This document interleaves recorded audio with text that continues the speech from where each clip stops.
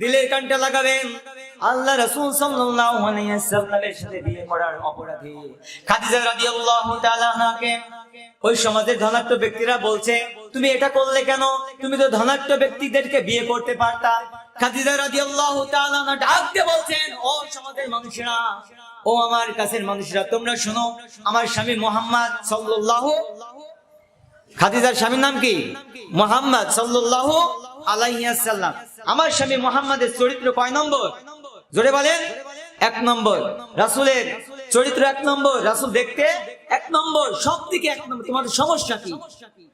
ওই সমাজের মানুষেরা বলছে, খাদিজা, তোমার স্বামীর সবকিছু 1 নম্বর, তবে হ্যাঁ, তোমার স্বামীর টাকা নাই। বলেন তো কি নাই?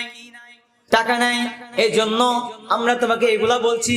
আমার ভাইয়েরা, খাদিজা রাদিয়াল্লাহু তাআলা কথাগুলো শোনার পর বলছেন, ও মুসলমান ভাইয়েরা, তোমরা শোনো শোনো শোনো, আমার যে সম্পত্তি আছে, সমস্ত সম্পত্তিগুলো আমি খাদিজা আমার নবী আমার স্বামীর নামে উইল করে দিলাম। সুবহানাল্লাহ বলবেন না? সমস্ত সম্পত্তি আমার স্বামী মুহাম্মদের নামে লিখে দিলাম। প্রিয় মুসলমান ভাইয়েরা, এখন আপনি বাড়িতে যাবেন, আপনার যে খাদিজা আছে, আপনার খাদিজাকে যে বলবেন, মনির মা, আজকে তো আমি বিশাল বিপদে পড়ে গেছি, আরে আমি বিপদে পড়ে গেছি, তোমার 500 টাকার দামের মুরগিটা বেচে আমাকে একটু দাও তো। হুজুর ওয়াজ করলো, খাদিজা তার স্বামী মুহাম্মদকে সমস্ত সম্পত্তি দিয়ে দিছিল, তুমি তোমার মুরগিটা বেচে আমাকে টাকা দাও তো। ও আগে বলবে তোমার এই ওয়াজ বাদ দাও, কথা বলেন ঠিক কিনা? বলবে তোমার এই ওয়াজ বাদ দাও। প্রিয় মুসলমান ভাইয়েরা, খাদিজা স্বামীর খেদমত করেছিল। প্রিয় মুসলমান ভাইয়েরা, আল্লাহ রাসূল সাল্লাল্লাহু আলাইহি ওয়াসাল্লামের কন্যা ফাতেমা রাদিয়াল্লাহু তাআলা আনহা, ফাতেমা রাদিয়াল্লাহু তাআলা আনহা উনি হচ্ছেন জান্নাতি মহিলাদের সর্দারিনী, জান্নাতি মহিলাদের সর্দারিনী। আল্লাহ রাসূল সাল্লাল্লাহু আলাইহি ওয়াসাল্লাম ফাতেমা রাদিয়াল্লাহু তাআলা আনহাকে বলছেন, ও ফাতেমা, শোনো শোনো শোনো, ও ফাতেমা, তুমি জান্নাতে প্রবেশ করার আগে, তোমার আগে একজন লোক, একটা ব্যক্তি জান্নাতে প্রবেশ করবে, একজন মহিলা।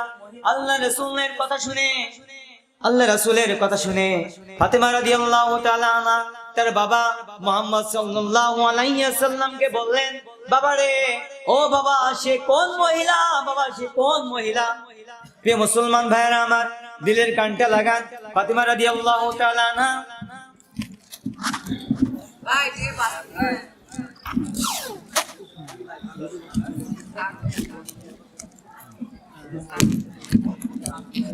ফাতেমা রাদিয়াল্লাহু তাআলা আনহা বললেন, বাবা কে সে? আল্লাহ রাসূল বললেন, ওই জায়গায় চলে যাও, অমুক এলাকায় আছে এক কাঠুরিয়ার স্ত্রী, তুমি খোঁজ খবর নাও। প্রিয় মুসলমান ভাইয়েরা আমার, মা বোনেরা একটু খেয়াল করবেন, আমি স্বামীর খেদমত বুঝাচ্ছি। আল্লাহ রাসূল সাল্লাল্লাহু আলাইহি ওয়াসাল্লামের কন্যা ফাতেমা রাদিয়াল্লাহু তাআলা আনহা জামিলার বাড়িতে গেলেন, যে সালাম দিচ্ছেন, আসসালামু আলাইকুম ইয়া আহলাল বাইত, যখন সালাম দিলেন, সালামের উত্তর নিলেন, বললেন, আমি আপনার সাথে একটু দেখা করতে চাই। উনি ফুপিয়ে ফুপিয়ে কাঁদছেন। আমার ভাইয়ারা, জামিলা ফুপিয়ে ফুপিয়ে কাঁদছেন আর বলছেন, আপনি নবীর মনে মেয়ে, আপনি এসেছেন, আপনার সাথে দেখা করতে আমার মন ইচ্ছা জেগেছে, কিন্তু আমার স্বামীর কোনো পারমিশন নাই। আপনি আগামীকাল আবার আসবেন, আমার স্বামীর কাছ থেকে আমি পারমিশন নিব। আল্লাহু আকবার। আমার স্বামীর কাছ থেকে পারমিশন ব্যতীত আপনার সাথে আমি দেখা করতে পারবো না। মুসলমান ভাইয়েরা আমার, পরের দিন আবার উনি গেলে ওনার সবচেয়ে ওনার বড় সন্তান হাসানকে নিয়ে গেলেন। হাসান যখন সালাম দিলেন, ফাতেমা রাদিয়াল্লাহু তাআলা যখন সালাম দিলে বললেন যে আপনার সাথে দেখা করার পারমিশন আমাকে দিয়েছে, কিন্তু আপনার সন্তান হাসানের সাথে পারমিশন দেখা করার সন্তান বা কথা বলার পারমিশন আমাকে দেয়নি। প্রিয় মুসলমান ভাইয়েরা, এভাবে উনি পরের দিন আবার আসলেন, ছোট ছেলে হুসাইনকে নিয়ে গেলেন, উনি আবার ফিরাইয়া দিলেন। শেষমেশ আল্লাহ রাসূল সাল্লাল্লাহু আলাইহি ওয়াসাল্লামের কন্যার সাথে উনি দেখা করলেন। আমাদের মা বোনেরা যদি কারোর সাথে দেখা করতে স্বামীর পারমিশন নেয়, বলেন স্বামীর কোনো পারমিশন নেয় না। সম্মানিত উপস্থিতি, আমি সংক্ষিপ্ত টাইমে দু একটা কথা বলে শেষ করবো যে পর্দা করলে আমাদের উপকার কি, এটা বলে শেষ করে দেব ইনশাআল্লাহ। প্রিয় মুসলমান ভাইরা, পর্দা করলে 8টি উপকার আছে। পর্দা আপনি যদি খাস পর্দা করতে পারেন, 8টি উপকার। 1 নম্বর, কোন বোন যদি পর্দা করতে পারে, তার 1 নম্বর যে উপকার হবে সেটা হবে এক নম্বর উপকার, মা ওই বোন কবরের আযাব জাহান্নামের আযাব থেকে বাঁচবে। সুবহানাল্লাহ বলবেন না? আমার মা আমার বোন যদি পর্দা করে, এক নম্বর উপকার হবে কবরের আযাব জাহান্নামের আযাব থেকে বেঁচে যাবে। দুই নম্বর উপকার হবে কি, তার বাবা, তার ভাই, তার স্বামী দায়ুস হওয়া থেকে বেঁচে যাবে। সুবহানাল্লাহ বলবেন না? আমার মা আমার বোন যদি পর্দা করে, তিন নম্বর উপকার কি হবে, তার চোখের মধ্যে আশকারা, মাসকারা, আইলানা, মার্জিয়ান দেওয়ার জন্য যে অতিরিক্ত টাকা খরচ করে কিনা লাগতো, যখন পর্দা করে বের হবে তখন তার চোখ কি আর দেখা যাবে? চোখ দেখা যাবে না, টাকাও খরচ হবে না, এটা কিনা লাগবে না। চার নম্বর যে উপকার হবে সেটা হচ্ছে সম্মান পাবে। আমার মা আমার বোন সম্মান পাবে এই যদি পর্দা করে। সে যখন পর্দা করে কোথাও যাবে, তখন আমার ওই মাকে ওই বোনকে সবাই খালাম্মা বলে সম্মান করবে। সুবহানাল্লাহ বলবেন না? পাঁচ নম্বর যেটা, সেটা হচ্ছে সে আমার মা আমার বোন কুনজর থেকে বেঁচে যাবে, যুবকদের কুনজর থেকে বাঁচবে।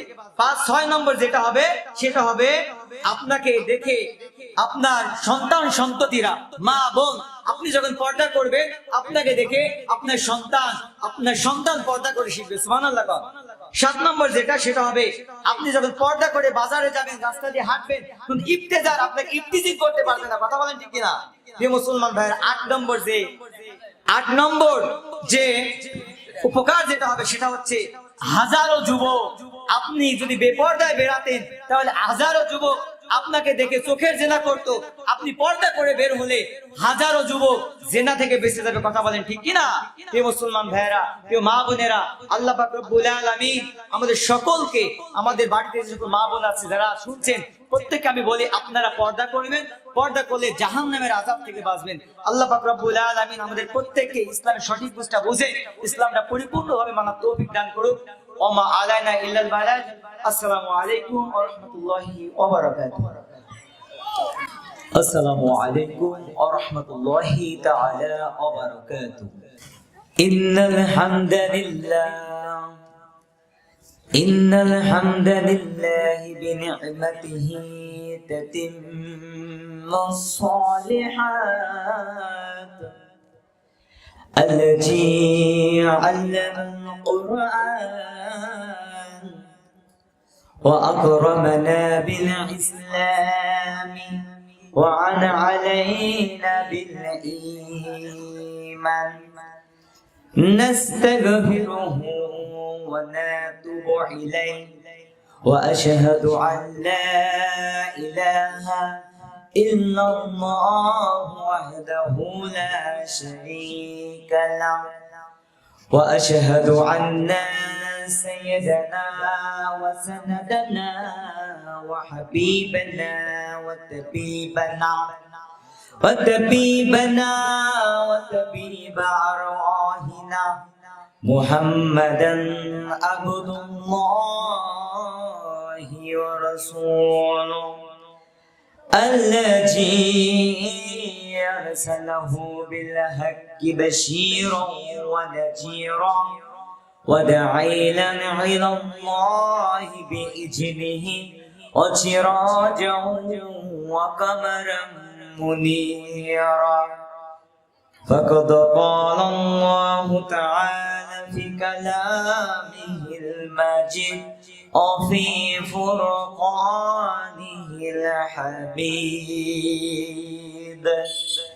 أعوذ بالله من الشيطان الرجيم بسم الله الرحمن الرحيم إن الله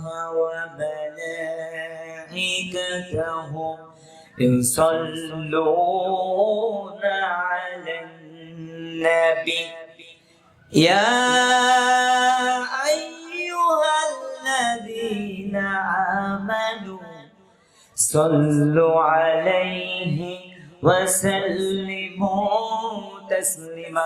اللهم صل على محمد كما صليت على إبراهيم وعلى آل إبراهيم إنك حميد مجيد اللهم بارك على محمد كما باركت على إبراهيم وعلى آل إبراهيم إنك حميد مجيد ربي زدني علما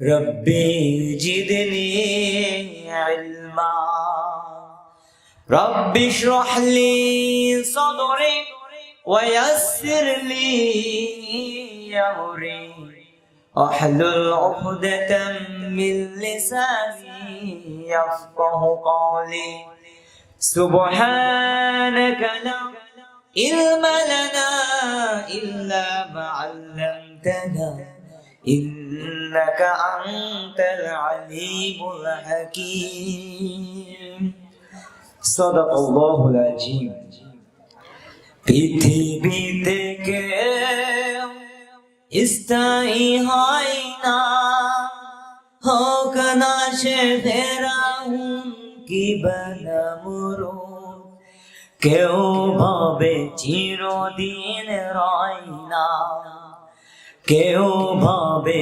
চিরকাল রয় না চলে যায় সব ছেড়ে যেতে হয় মৃত্যু মানে না কোনো পরিচয় কথা বলেন ঠিক কিনা চলে যায় সব ছেড়ে যেতে হয় মৃত্যু মানে না কোনো পরিচয় সব রাজা মহারাজা আর মহাবীর সব রাজা মহারাজা আর মহাবীর কেউ ভাবে চিরদিন রয় না পৃথিবীতে কেউ স্থায়ী হয় না হোক না সে ফেরাউন কি বানামরুদ কেউ ভাবে চিরদিন রয় না কেউ ভাবে চিরকাল রয় না আলহামদুলিল্লাহ সুম্মা আলহামদুলিল্লাহ বাংলাদেশের ঐতিহ্যবাহী জেলা ঝিনাইদহ জেলার ঝিনাইদহ সদর থানার চান্দোয়ালি বাজার শাখা রহিমা জান্নাত মহিলা মাদ্রাসার উদ্যোগে আজকের এই তাফসীরুল কোরআন মাহফিলের সম্মানিত প্রধান অতিথি আলী আজম মোহাম্মদ আবু বকর জেলা আমির বাংলাদেশ জামায়াত ইসলামী ঝিনাইদহ জেলা শাখা প্রধান বক্তা হিসেবে যিনি তাফসীর পেশ করবেন বিশিষ্ট ইসলামী চিন্তাবিদ আলেমে দ্বীন মিডিয়া ব্যক্তিত্ব হযরত মাওলানা আবুল কাসিম জিহাদি চুয়াডাঙ্গা আল্লাহ পাক রব্বুল আলামিন তার বান্দাকে যেন দ্বীনের জন্য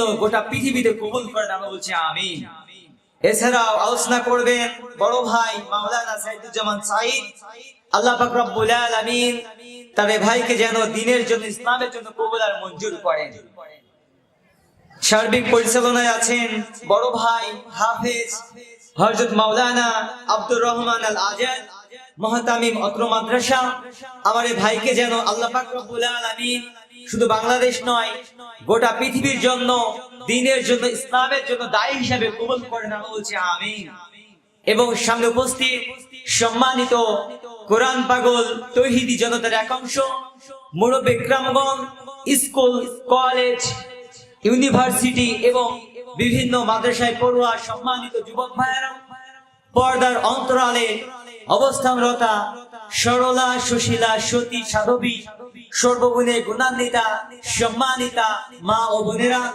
সকলের প্রতি হৃদয়ের গভীর থেকে সালাম এবং মুবারকবাদ আসসালামু আলাইকুম ওয়া রাহমাতুল্লাহি ওয়া বারাকাতুহু আমরা আলোচনার সূচনায় আনুষ্ঠানিকতার মধ্য দিয়ে আল্লাহ তাআলার শুকরিয়া আদায় করছি যে মহান রব্বুল আলামিন আমাদেরকে আজকের এই কোরআনের ময়দানে এসে বসে কিছু কথা বলার এবং শোনার তৌফিক দান করলেন।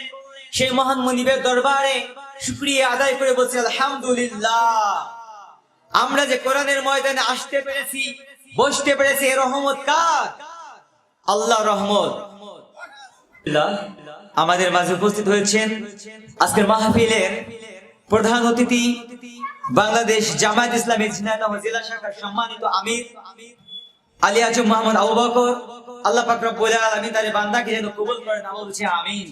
প্রিয় মুসলমান ভাইরা, আমরা আলোচনার সূচনায় শুকরিয়া আদায় করছি আল্লাহ তাআলার দরবারে। আমরা সকল বলছি আলহামদুলিল্লাহ। এই পৃথিবীর মালিক কে? আসমানের মালিক কে? জমিনের মালিক কে? আমাদের মালিক কে?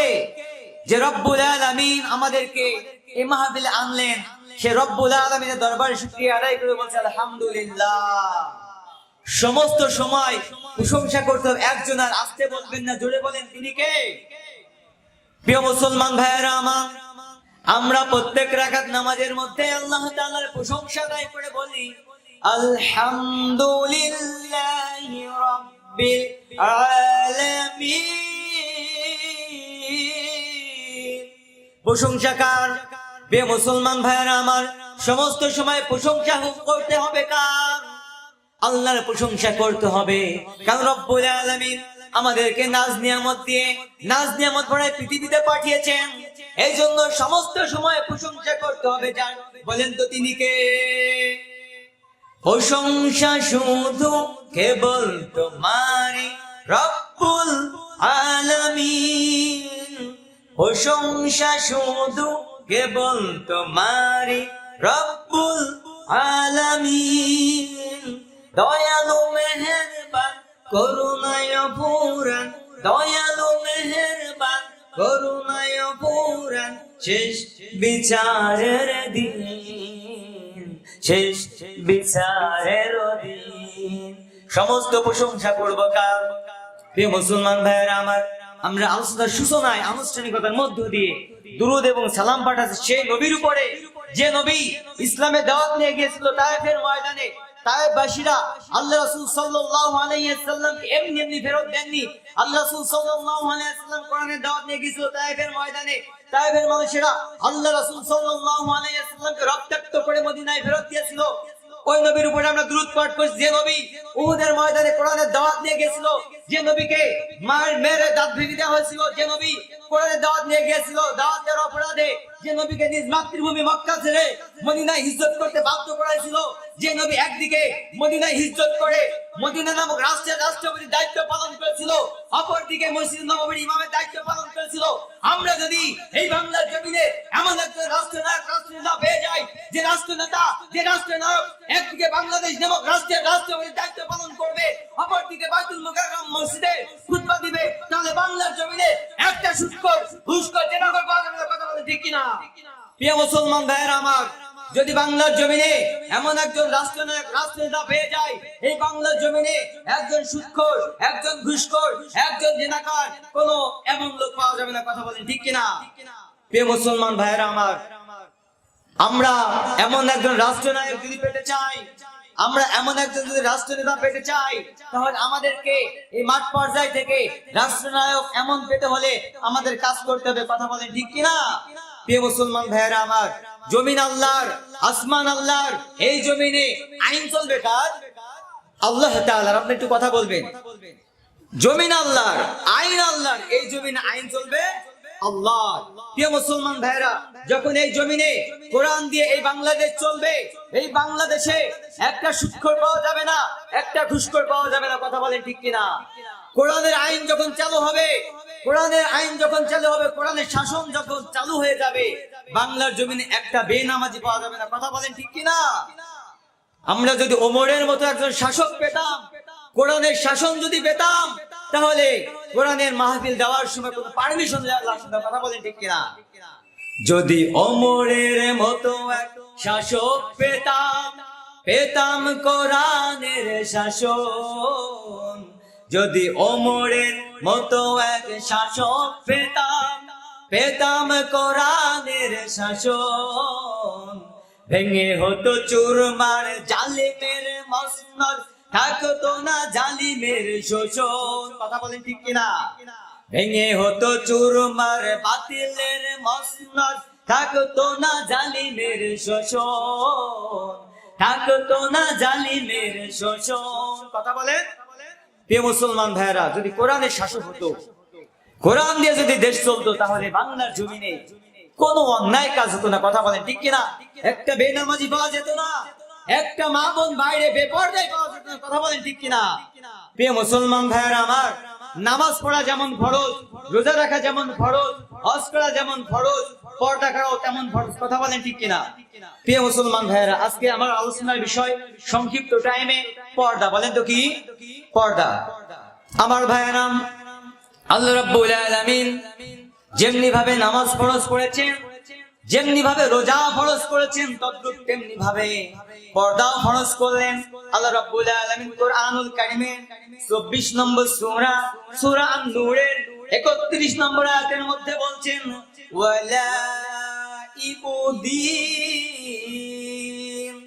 ওয়ালা ইবদিনা জিনাতাহুন্না ইল্লা মা যাহার। আল্লাহ রাব্বুল আলামিন কোরআনুল কারীমে 24 নম্বর সূরা, সূরা নূরের 31 নম্বর আয়াতের মধ্যে বলছেন, মহিলা তাদের সৌন্দর্য কাপড় দ্বারা ঢেকে রাখবে। কি দ্বারা? কাপড় দ্বারা ঢেকে রাখবে। মহিলাদের যে সৌন্দর্যটা ঢেকে রাখতে হবে। প্রিয় মুসলমান ভাইরা আমার, এই নির্দেশ কার? আল্লাহ তাআলা। তবে হ্যাঁ, আলেম ওলামাদের মধ্যে কিছু মত পার্থক্য আছে। মা জাহারাত শব্দের অর্থ নিয়ে কোন আলেম বলছেন, মা জাহারাত অর্থ হচ্ছে মহিলারা তাদের সৌন্দর্য পুরোটাই ঢেকে রাখবে। আবার কেউ বলছেন না, মুখমণ্ডলটা খুলে রাখতে পারবে, হাতের কবজি পায়ের পাতা খুলে রাখতে পারবে। আবার কেউ বলছেন না, সমস্তটাই ঢেকে রাখতে হবে। তবে সকলের মত একটাই, যে হাতের কবজি, পায়ের পাতা, মুখমণ্ডলটা ঢেকে রাখাটাই উত্তম। প্রিয় মা বোনেরা, আপনারা পর্দার অন্তরালে আছেন, আপনারা একটু খেয়াল করবেন। একটা মা, একটা বোন যদি 4টা কাজ করে, 4টা কাজ করলে জান্নাতে যাবে। সুবহানাল্লাহ। কয়টা কাজ? 4টা কাজ। আল্লাহ নবী বলেন, 1 নম্বর কাজ হচ্ছে ফরজ নামাজ আদায় করবে। নাম্বার 2 নম্বর হচ্ছে ফরজ রোজা পালন করবে। 3 নম্বর হচ্ছে ফরজ পর্দা। 4 নম্বর হচ্ছে স্বামীর খেদমত করবে। এই 4টা কাজ করলে জান্নাত যিনি দিবেন, আস্তে বলবেন না, জোরে বলেন, তিনি কে? কয়টা কাজ? 4টা কাজ করলে আল্লাহ রাব্বুল আলামিন একজন মাকে, বোনকে জান্নাত দিবেন। যে জান্নাত দিবে, এই জান্নাতের সর্দারিনী হচ্ছেন ফাতিমাতুজ জোহরা রাদিয়াল্লাহু তাআলা। প্রিয় মুসলমান ভাইরা, আল্লাহ রাসূল সাল্লাল্লাহু আলাইহি ওয়াসাল্লামের কন্যা ফাতিমাতুজ জোহরা রাদিয়াল্লাহু তাআলা আনহু জান্নাতে যাওয়ার, জান্নাতের সর্দারিনী হওয়ার অন্যতম কারণ, সব কারণের মধ্যে অন্যতম 2টা কারণ আমি বাছাই করেছি। একটা হচ্ছে ফরজ পর্দা আদায় করা, আরেকটা হচ্ছে স্বামীর খেদমত। ফরজ পর্দা আর স্বামীর খেদমত। স্বামীর খেদমত যদি কোনো মা বোন করে, যদি না করে, নামাজ পড়ুক, রোজা রাখুক, হজ করুক, যাকাত দিক, ভালো ভালো কাজ করুক, কিন্তু স্বামীর খেদমত করে না, জান্নাতেও যেতে পারবে না। কথা বলেন ঠিক কিনা? আজকের সমাজে দেখা যায় অনেক মা নামাজ পড়ে, রোজা রাখে, হজ করে, যাকাত দেয়, ভালো ভালো কাজ করে, কিন্তু স্বামীকে কি আর করে না? আছে না নাই? স্বামীকে স্বামী হিসাবে মানেই না। স্বামী বলে ওখানে যেতে হবে না, ও আগে ওখানে যায়। স্বামী বলে এটা কিনা লাগবে না, ও আগে ওইটা কিনে। কথা বলে। প্রিয় মুসলমান ভাইরা, প্রিয় মা বোনেরা, আপনি যদি স্বামীর কথা মতো না চলেন, আপনি কিন্তু জান্নাতে যেতে পারবেন না। এজন্য স্বামীর কথা শোনা দরকার আছে না নাই? প্রিয় মুসলমান ভাইরা আমার, আল্লাহ রাসূল সাল্লাল্লাহু আলাইহি সাল্লামের জামানায়, আল্লাহ রাসূল সাল্লাল্লাহু আলাইহি সাল্লামের বয়স যখন 25 বছর, বলেন তো কত বছর? আল্লাহ রাসূলের বয়স যখন 25 বছর, আল্লাহ রাসূল সাল্লাল্লাহু আলাইহি সাল্লাম বিয়ে করলেন 40 বছরের এক কন্যা, 40 বছরের একটা বৃদ্ধ মহিলা খাদিজাতুল কুবরা রাদিয়াল্লাহু তাআলা আনহুকে।